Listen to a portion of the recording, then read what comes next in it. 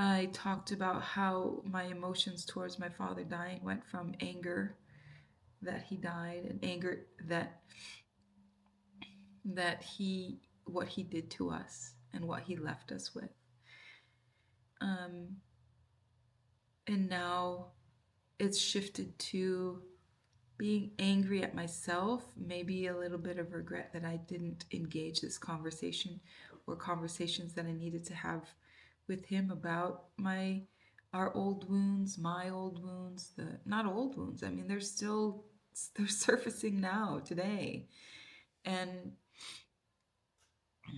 and I need to understand I need to understand my need to understand why he did it, why he did the things that he did, why he caused so much pain.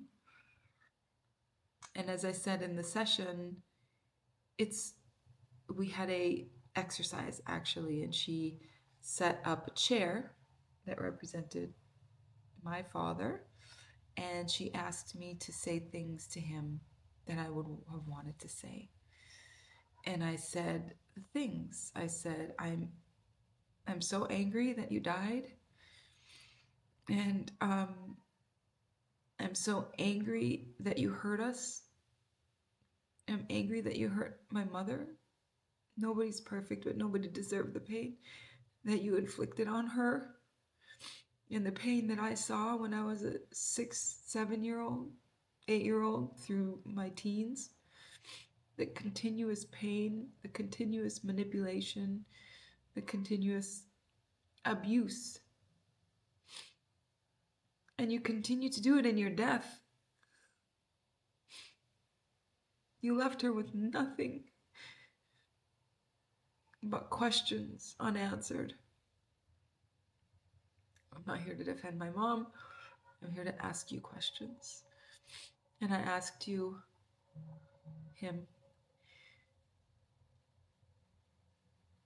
well, I said some things first. I didn't ask. I said some more things. I said, I'm angry that you hurt me. You weren't my abuser, but you definitely weren't a great father. You weren't a father. You didn't teach me anything other than to be in survival mode my whole life. You inflicted that upon me, and now I have no idea who I am. Um, you hurt my siblings in ways that I can't even imagine, and that's not my story to tell.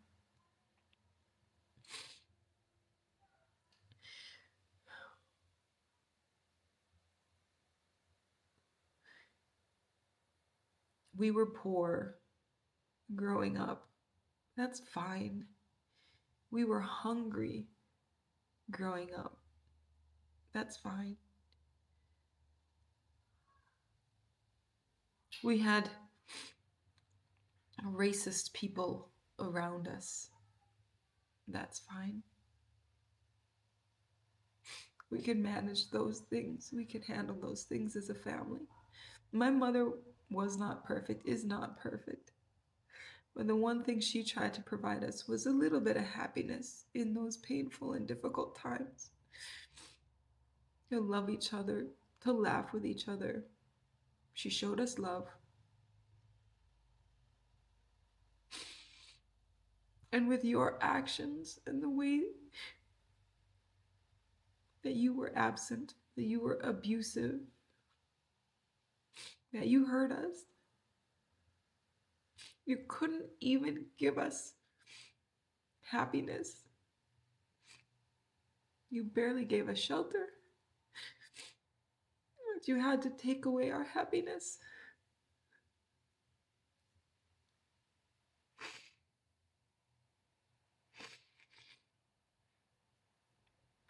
So those are the things that I said to my father, who has passed away, but I said it to an empty chair in my psychology session. It was helpful. You know why? I couldn't even re-script. In one of the previous videos, I talked about re-scripting for health, for healing. It was a very cool exercise that helped me a lot in terms of healing some painful childhood memories.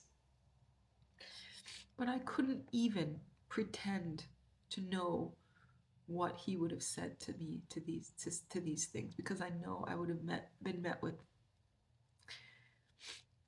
and had been met in many ways, with silence, with defensiveness, no remorse, no care.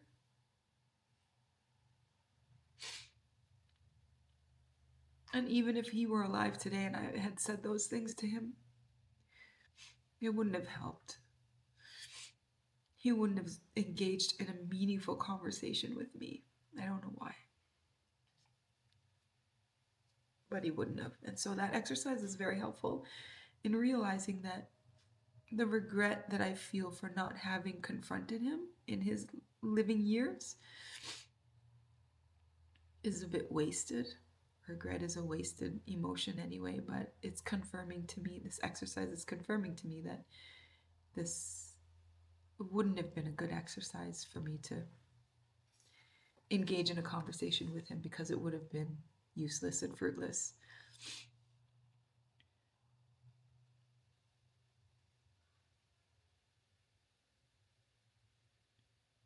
So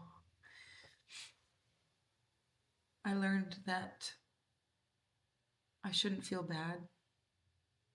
I also am relating it to one of the core values that I mentioned in a previous session where I talked with her. My therapist asked me what are my values, and among the several of them, the values that I hold very close to my heart are empathy and understanding. And for some reason, I don't know if I need it to for closure or for acceptance.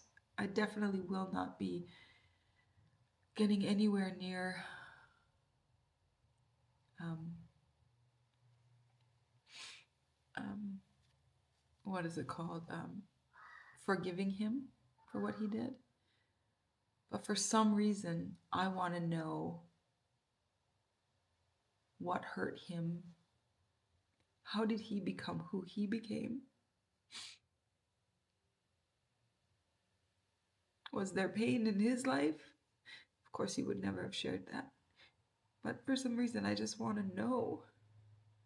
And maybe someone has answers, and it's not my right to ask. It's not my position to ask. I don't know if my mom knows, or I don't know if I'm ready to know, but I would have liked to have heard those things from him.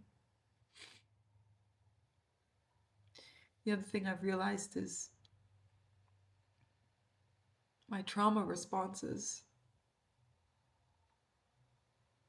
are real.